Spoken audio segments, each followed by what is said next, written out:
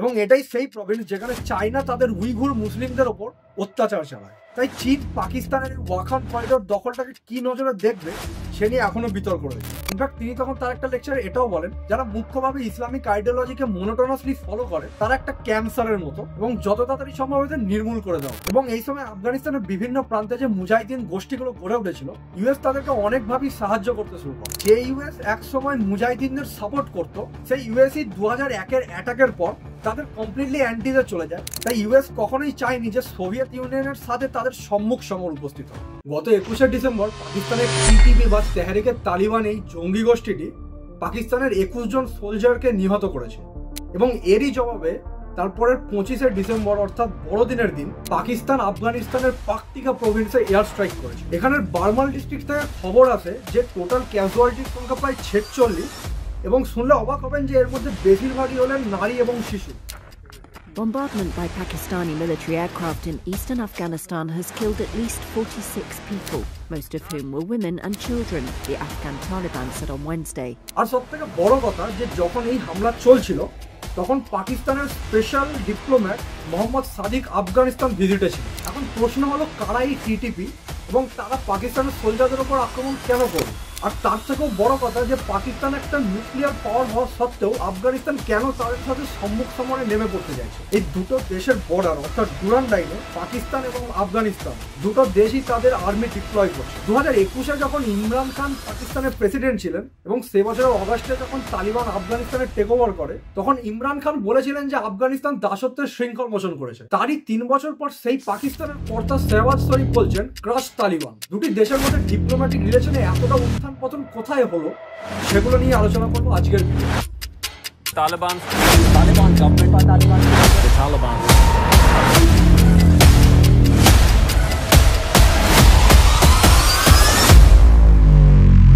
এখন আফগানিস্তানের উপর 2021-এ যে তালিবান টেক ওভারটা হয়েছিল, আপনারা যদি সেটাকে একটা বিচ্ছিন্ন ঘটনা ভাবেন তাহলে সেটা একটু ভুল হবে। আফগানিস্তান এশিয়া মহাদেশের একটা খুব ইম্পর্টেন্ট স্ট্র্যাটেজিক লোকেশনে রয়েছে এবং সেই জন্যই আফগানিস্তান দখল করার লড়াই বহু পুরনো যুগ থেকেই হয়ে আসছে। 19th সেঞ্চুরিতে তৎকালীন রাশিয়ান এম্পায়ার এবং ব্রিটিশ ইন্ডিয়া এদের মধ্যেও আফগানিস্তান দখল করার লড়াই হয়েছিল।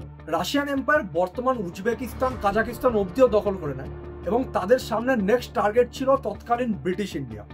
সেই ব্রিটিশ ইন্ডিয়া যেটাকে মহারানীর মুকুটের সব থেকে মূল্যবান রত্ন মনে করা হয়। কাজে ব্রিটিশদের স্ট্র্যাটেজি ছিল ব্রিটিশ ইন্ডিয়া এবং তৎকালীন রাশিয়ান এম্পায়ারের মধ্যে আফগানিস্তানকে একটা বাফার স্টেটের মতো প্রতিষ্ঠা করা, যাতে রাশিয়ান এম্পায়ার কখনোই ব্রিটিশ ইন্ডিয়ার মধ্যে না ঢুকতে পারে। এই জন্যই তাদের সাথে আফগানদের অনেকগুলো যুদ্ধও হয়। এর মধ্যে প্রথমটা ছিল 1838 সালের প্রথম অ্যাংলো আফগান যুদ্ধ। এখন আফগানিস্তানের ভৌগোলিক অবস্থান এতটাই জটিল যে কোনো বৈদেশিক শক্তি সেখানে গিয়ে খুব সহজে জয় করতে পারে না।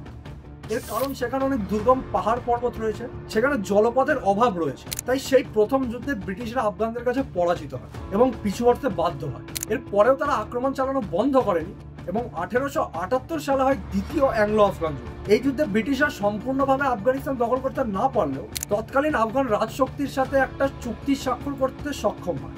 এই চুক্তিটির নাম ছিল ট্রিটি অফ গন্ডমা। এবং আমরা যদি এখন আফগানিস্তান এবং পাকিস্তানের মধ্যে দ্বন্দ্বের মূল কারণ দেখি তাহলে এই চুক্তি হলো সেই মূল কারণ। আফগানিস্তান এবং পাকিস্তানের মধ্যে বর্ডার ডুরান্ড লাইনের কথা আপনারা শুনে থাকবেন। এই ডুরান্ড লাইনটিও এই চুক্তির মাধ্যমেই বানানো হয়। হেনরি ডুরান্ড বলে একজন ব্রিটিশ এই লাইনটি বানান বলে তার নামে এই লাইনটির নাম হয়েছে ডুরান্ড লাইন। এখন ব্রিটিশরা তাদের ডিভাইড অ্যান্ড রুল পলিসি এইখানেও অ্যাপ্লাই করে। সেই ডিভাইড অ্যান্ড রুল পলিসি যার জন্য ভারত এবং পাকিস্তান আজকে একে অপরের জাতশত্রু। ভারত এবং বাংলাদেশের মধ্যেও কখনো না কখনো বিভিন্ন কারণে সংঘাত লেগেই থাকে। এবার যেমন 1947-এ বাঙালিদের র্যাডক্লিফ লাইনের থ্রুতে দুটি ভাগে ভাগ করা হয়েছিল, একটি ভাগ থাকতো ভারতে আরেকটি ভাগ থাকতো তৎকালীন পূর্ব পাকিস্তান। তেমনই এই ডুরান্ড লাইনের মধ্যে দিয়ে আফগানিস্তানের পাশতুন কমিউনিটিকে দুটো ভাগে ভাগ করা হয়েছে। তার মধ্যে একটা ভাগ তৎকালীন আফগানিস্তানে এবং আরেকটা ভাগ ব্রিটিশ ইন্ডিয়ায় থাকতো। দেশ ভাগের পর এই ব্রিটিশ ইন্ডিয়ায় থাকা পাশতুন কমিউনিটিরাই পাকিস্তানের অন্তর্গত এবং এখান থেকেই সব দ্বন্দ্বের সূচনা। 1947 সালে ভারত এবং পাকিস্তান যখন স্বাধীন হলো তখন আফগানিস্তান এই দাবিটা করেছিল যে যেহেতু চুক্তিটি ব্রিটিশ ইন্ডিয়ার সাথে সাইন হয়েছিল তাই যেন এই পাশতুন কমিউনিটির বাঁটোয়ারার উপর একটু বিচার করা হয়, কিন্তু তখন সেই দাবি খারিজ হয়। এখন আফগানিস্তানের যে পাশতুন কমিউনিটি তারা তাদের দেশে একটা শক্তিশালী জায়গায় রয়েছে, কিন্তু অন্যদিকে পাকিস্তানের পাশতুন কমিউনিটির উপর অনেকভাবেই শোষণ এবং অত্যাচার চালানো। পাকিস্তানের আর্থিক এবং রাজনৈতিক দিক থেকে অনেক অ্যাডভান্স দুটি প্রদেশ হলো সিন্ধ এবং পাঞ্জাব প্রদেশ, কিন্তু অন্যদিকে বেলুচিস্তান এবং এই যে খাইবার পাখতুনখোয়া যে অঞ্চলে পাশতুনরা থাকে সেই অঞ্চল থেকে অনেক রিসোর্স এক্সট্রাক্ট করা হলেও তাদের পাকিস্তানের রাজনীতিতে বা অর্থনীতিতে খুব বেশি পার্টিসিপেশন নেই, তাদেরকে অনেকটাই ব্যাকওয়ার্ড কমিউনিটি হিসেবে রাখা হয়েছে। এবং এই খাইবার পাখতুনখোয়া বা যেই অঞ্চলে পাশতুনরা থাকে তারই একটা ভাগকে বলে ফাটা বা ফেডারালি অ্যাডমিনিস্ট্রেটেড ট্রাইবাল এরিয়াস। আফগানিস্তান এবং পাকিস্তানের মধ্যে দ্বন্দ্বের একটা মূল কারণ এই ফাটারই। এখন এই পাশতুনদের ওপর অত্যাচারের বিরুদ্ধে অনেক আন্দোলন হয়েছে পাকিস্তানে এবং প্রাথমিকভাবে তাদের অধিকার রক্ষার জন্যই পাকিস্তানে 2002 সালে তেহরিকে তালিবান পাকিস্তান গঠিত হয়। এরাই হলো টিটিপি। 2007 সালে তারাই ফাটা অঞ্চলে তাদের কন্ট্রোল অবধি নিয়ে 2008 সালে পাকিস্তান, 2010 সালে ইউএস এবং 2011 সালে কানাডা এবং ইউকে এই গোষ্ঠীটিকে ব্যান করে দেয়।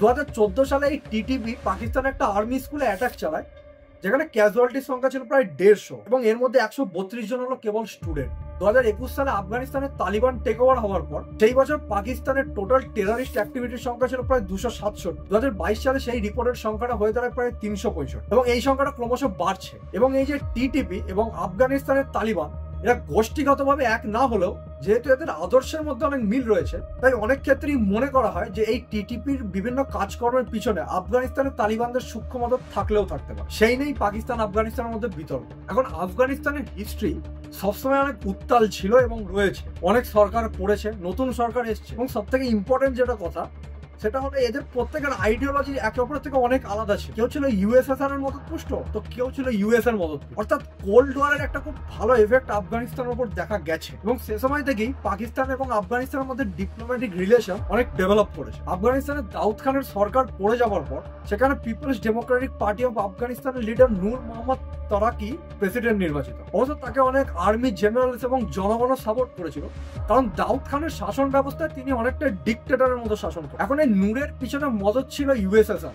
তৎকালীন ইউএসএসআর এর কমিউনিস্ট আইডিওলজির সাথে নূরও একমত ছিলেন, তাই তিনি দেশটাকে অনেক লিবারাল ভাবে চালাতে শুরু করেন এবং ইসলামিক আইন কানুনের বাইরে দেশটাকে নিয়ে আসেন। সেখানে তিনি লেবার ক্লাস মানুষদের অধিকার বাড়ান এবং বিবাহের ন্যূনতম বয়সও বৃদ্ধি করেন। ইনফ্যাক্ট তিনি তখন তার একটা লেকচারে এটাও বলেন যারা মুখ্যভাবে ইসলামিক আইডিওলজিকে মোনোটোনাসলি ফলো করে তারা একটা ক্যান্সারের মতো এবং যত তাড়াতাড়ি সম্ভব এদের নির্মূল করে দাও। তাই সে সময় অনেক জনগণের মনে এটা চলতে থাকে যে নূর আফগানিস্তানের মূল বিচারধারায় সেই দেশটাকে না চালিয়ে দেশটাকে হয়তো ইউএসএসআর এর হাতে তুলে দিচ্ছে। তাই তার বিরোধিতা করে ইসলামকে বাঁচাবার উদ্দেশ্যে অনেকগুলি গোষ্ঠী তৈরি হয় আফগানিস্তানের বিভিন্ন প্রান্ত। এদেরকেই বলা হতো মুজাহিদিন।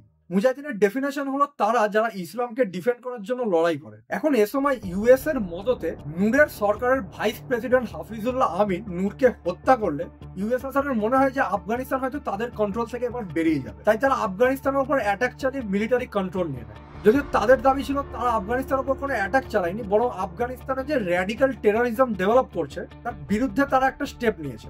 এবং এই সময় আফগানিস্তানের বিভিন্ন প্রান্তে যে মুজাহিদিন গোষ্ঠীগুলো গড়ে উঠেছিল ইউএস তাদেরকে অনেকভাবেই সাহায্য করতে শুরু করে, তাদেরকে উন্নত মানের হাতিয়ার দেয়, তাদের আর্থিক সাহায্য অবধি করে। এবার এখানেই লুকে রয়েছে আফগানিস্তানের সাথে পাকিস্তানের রিলেশনের ভিত। এখন ইউএস যখন এই সাহায্যগুলো করছিল তখনও আফগানিস্তানের মধ্যে রাশিয়ার অনেক মিলিটারি ট্রুপস রয়ে গেছিল, তাই ইউএস কখনোই চায়নি যে সোভিয়েত ইউনিয়নের সাথে তাদের সম্মুখ সমর উপস্থিত হয়। তাই তাদের কাছে একটাই রাস্তা খোলা ছিল, আফগানিস্তানে সরাসরি এন্টার না করে তার কোনো নেবারিং স্টেট দিয়ে এন্টার করে। এখন আফগানিস্তানের একদিকে রয়েছে ইরান, আরেকদিকে পাকিস্তান এবং আফগানিস্তানের নর্থে রয়েছে সোভিয়েত ইউনিয়ন। সোভিয়েত ইউনিয়নের কথা বাদই দিলাম, ইরানের সাথে ইউএস এর সম্পর্ক কখনোই খুব বেশি ভালো ছিল না, তাই ইউএস এর কাছে একমাত্র অপশন ছিল পাকিস্তানের থ্রু অপারেট করা। এবং সে সময় আফগানিস্তান এবং পাকিস্তানের মধ্যে ডুরান্ড লাইনে খুব বেশি ফেন্সিংও ছিল না, তাই চোখের আড়ালে অনেকগুলি গোষ্ঠী এই দুটি দেশের মধ্যে তাদের মুভমেন্ট চালিয়ে রেখেছিল। এবার এই যে বিভিন্ন মুজাহিদিন গোষ্ঠী এর মধ্যে একটা গোষ্ঠীকে স্টুডেন্টরা অপারেট করে, বাস্তু ভাষায় স্টুডেন্টদের বলা হয় তালিব এবং সেখান থেকেই আজকের এই তালিবানদের উৎপত্তি।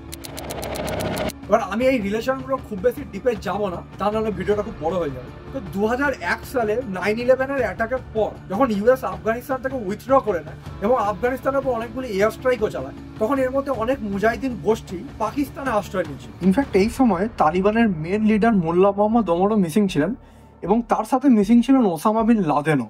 আমরা সবাই জানি যে পাকিস্তানের অ্যাবোটাবাদ থেকে তাকে খুঁজে তার অ্যাসাসিনেশন করা হয়েছিল। এখন এখানে নোট করার মতো বিষয়টা এটাই যে ইউএস এক সময় মুজাহিদিনদের সাপোর্ট করত, সেই ইউএসই 2001 অ্যাটাকের পর তাদের কমপ্লিটলি অ্যান্টিতে চলে যায় এবং এর থেকে এটাই বোঝা যায় যে কোনো দেশই অন্য কোনো দেশের সম্পূর্ণভাবে বন্ধু নয়, বরং প্রত্যেকেই নিজের নিজের পার্সোনাল ইন্টারেস্টের বেসিসে ফ্রেন্ডশিপ অফার করে। এই জিনিসটার সঙ্গে আপনারা একমত হলে অবশ্যই কমেন্টে জানান। তো আফগানিস্তানের সাথে পাকিস্তানের ডিপ্লোম্যাটিক রিলেশনের মেন অবনতি ঘটতে থাকে এই টিটিপি এর মুভমেন্টের জন্য, এবং বর্তমানে যা পরিস্থিতি তাতে এটাই দেখা যাচ্ছে যে পাকিস্তান আফগানিস্তানের ওয়াখান করিডোর দখল করতে চাইছে। এই ওয়াখান করিডোর আফগানিস্তানের মধ্যে খুব একটা ইম্পর্টেন্ট স্ট্র্যাটেজিক লোকেশন। পাকিস্তানের একজন ডিপ্লোম্যাটের মতে যদি পাকিস্তান এই ওয়াখান করিডোর নিজেদের আওতায় আনতে পারে তাহলে তারা আফগানিস্তানের বিরুদ্ধে যুদ্ধ করার মতো আরেকটা নতুন ওয়ার ফ্রন্ট পাবে এবং মিডিল এশিয়ার সাথে তাদের বিজনেসের রাস্তা অনেক বেশি প্রশস্ত হবে।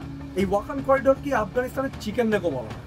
জায়গাটি খুবই সংকীর্ণ, কোথাও এর উইথ মাত্র 16 কিলোমিটার তো কোথাও 60 কিলোমিটার। এখন এই যে আফগানিস্তানের ওয়াখান করিডোর এর খুব কাছেই রয়েছে চীনের সিনজিয়াং প্রভিন্স, এবং এটাই সেই প্রভিন্স যেখানে চায়না তাদের উইঘুর মুসলিমদের ওপর অত্যাচার চালায়। তাই চীন পাকিস্তানের ওয়াখান করিডোর দখলটাকে কি নজরে দেখবে সে নিয়ে এখনো বিতর্ক রয়েছে। মোটের ওপরে যুদ্ধের দোরগোড়ায় দাঁড়িয়ে রয়েছে এই দুটি দেশ। এখন এদের মধ্যে ফিউচার রিলেশন কি হবে সেটা কেবলমাত্র সময় বলবে।